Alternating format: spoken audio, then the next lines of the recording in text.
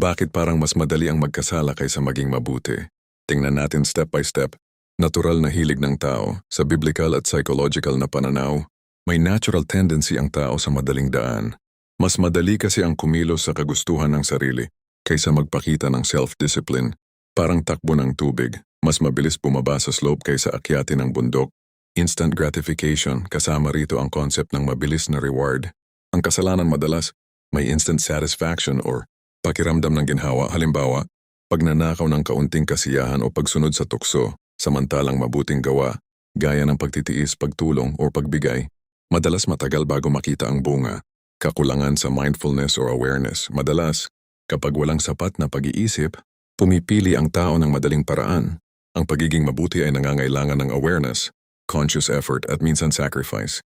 Ang kasalanan kadalasan, parang autopilot lang, madali lang to. Wala namang masyadong effort.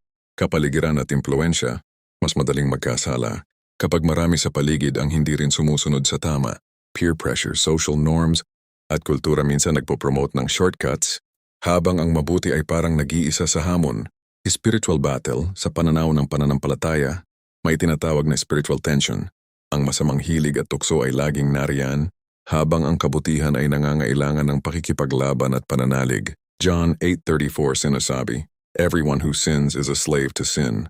Ipinapakita nito na ang kasalanan parang automatic na trap. Life takeaway. Hindi ibig sabihin na imposible ang maging mabuti, kailangan lang ng intentional effort. Ang mabuting gawa ay parang muscle, kailangan sanayin araw-araw. Parang sabi nga nila, mas mahirap ang daan patungo sa tuktok, pero doon mas malinaw ang tanawin at may lasting fulfillment. Please comment down below. Brochito Channel.